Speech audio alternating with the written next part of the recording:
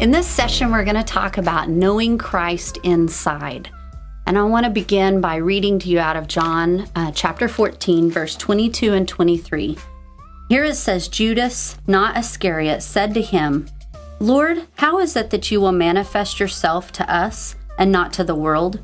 Jesus answered and said to him, If anyone loves me, he will keep my word, and my Father will love him, and we will come to him and make our home with him.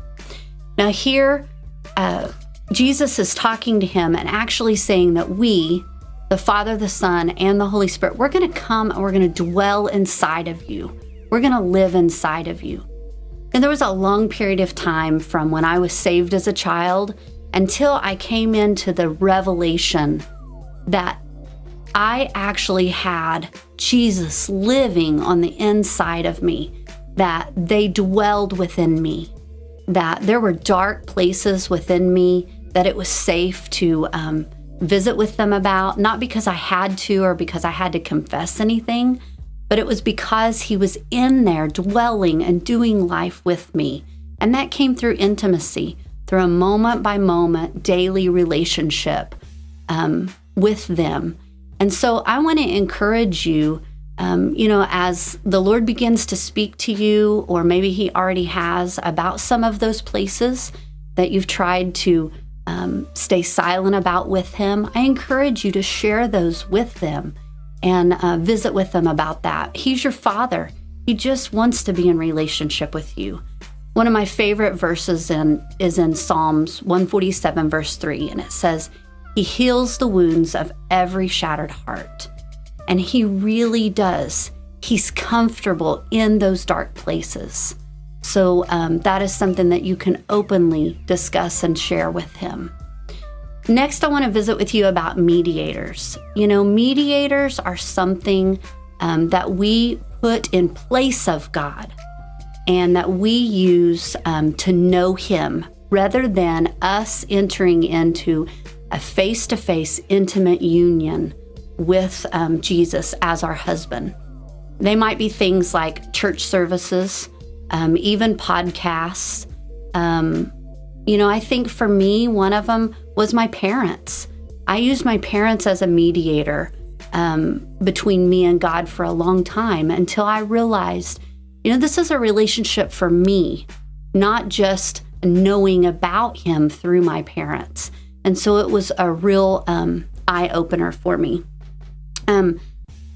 Before intimacy with Christ, I thought I knew that he was loving and he was forgiving. I knew that because of even different mediators in my life, different people in my life that would tell me that.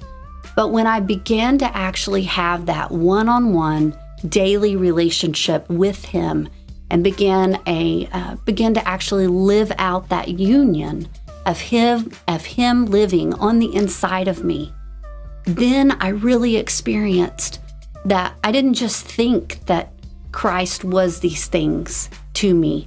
I actually knew it. And I want to read to you out of John 14, again, verse 23, but I want to read to you out of the Passion Translation.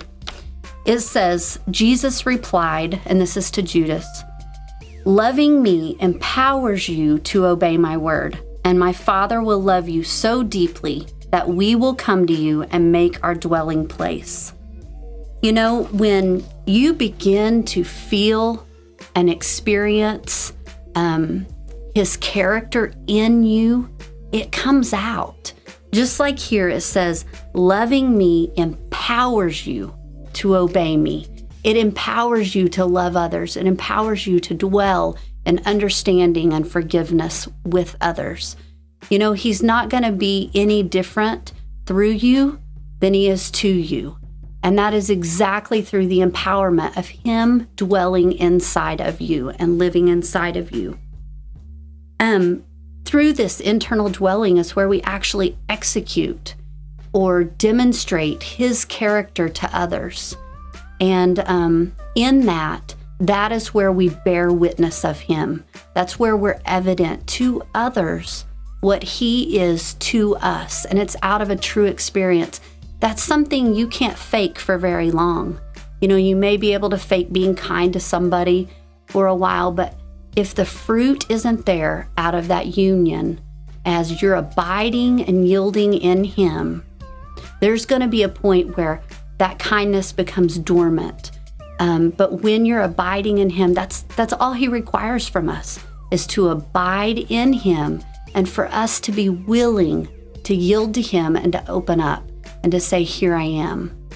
So as you get into your discussion within your group, I just want you to ask the Holy Spirit, what areas am I maybe blocking myself? Or if I am not being even honest to myself about areas where I've allowed maybe mediators to come in, or I've allowed even a false sense of His character to be demonstrated towards others. And I just pray for you as you go through this time together that you will feel a closeness to Him and to the others in your group as you share openly. God bless you.